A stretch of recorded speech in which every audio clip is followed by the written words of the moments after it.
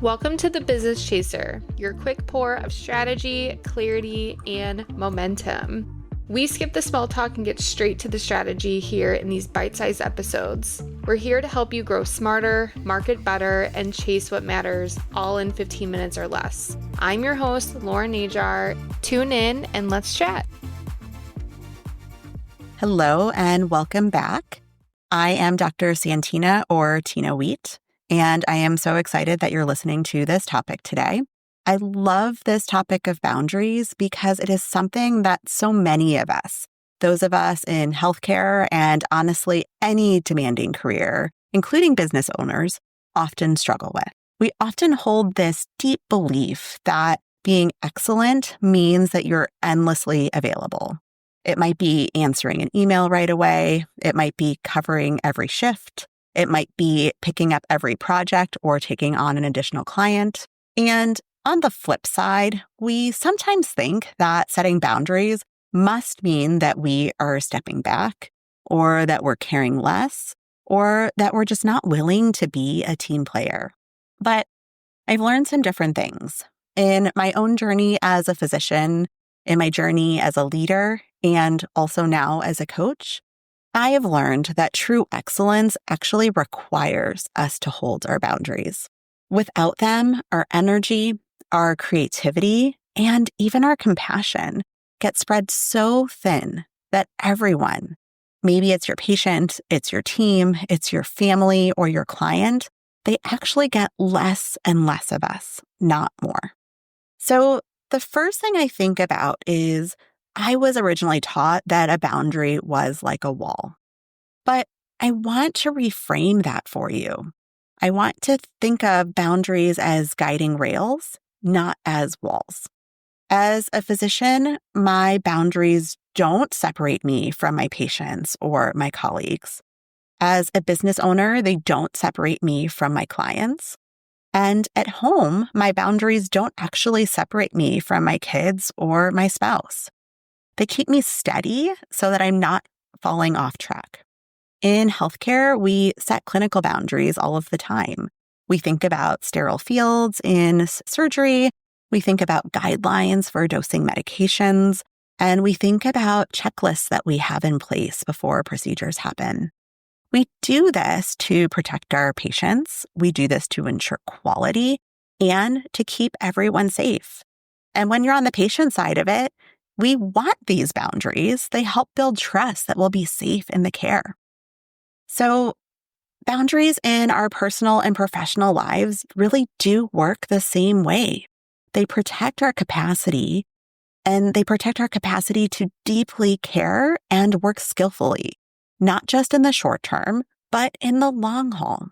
So another part of why I think boundaries are important is because it allows you to hold space for yourself.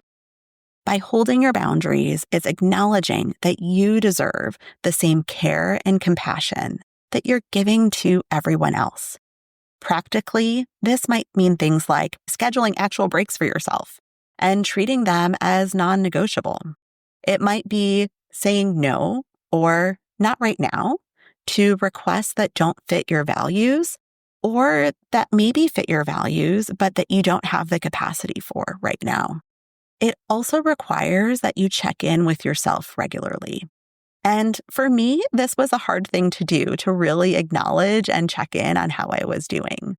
But ask yourself these questions. How am I actually doing right now? And what do I need? What do I need to continue? And what do I need to be better? It can feel really uncomfortable, especially if you have spent years or even decades being praised for your self-sacrifice to turn this around. But over time, it helps you bring your best self to your patients or your clients or your team. And just importantly, it helps you bring your best self to your family and yourself. Now, I think it's important to remember that boundaries aren't about forgetting excellence. I still really believe in excellence. But excellence is not the same thing as availability. One thing that I emphasize a lot in coaching is that your excellence is not measured by how late you stay or by the number of emails that you get through before midnight.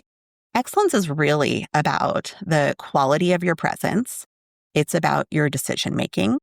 Maybe it's about your teaching or your patient care. It's about how you're delivering. In business, it might mean the clarity of your copy, the strategy calls that you have with your clients, and the products that you deliver or the services that you deliver.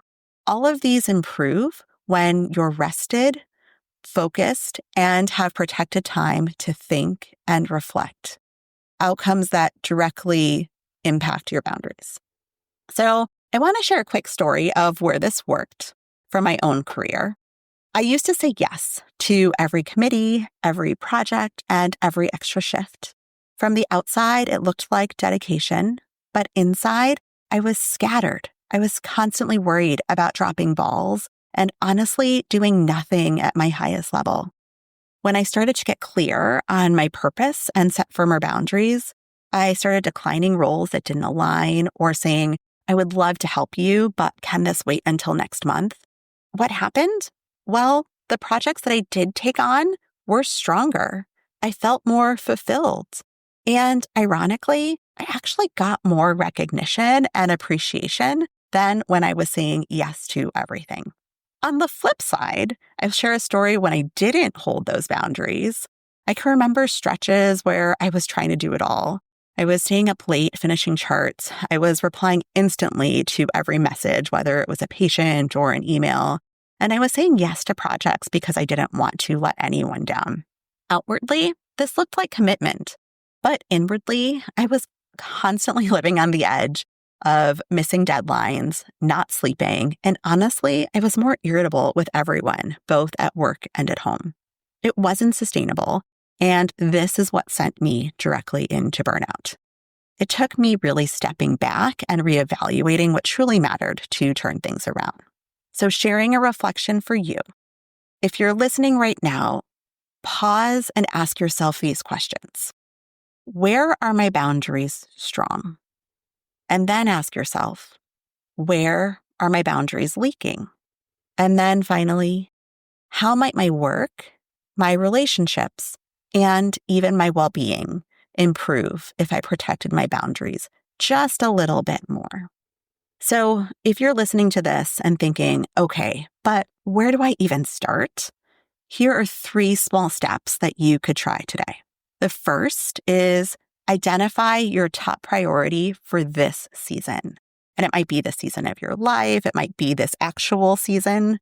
It might be patient care or a project or a launch in your business or even family time. But be clear with yourself on what that priority is. Second, notice what your leaky boundaries actually are. What are you saying yes reflexively to? Or what are you staying in late for because it feels expected? The leaky boundaries are really about things that you're reacting to and not being intentional about. And then finally, number 3 is just to practice one small boundary. It could be pausing before you commit.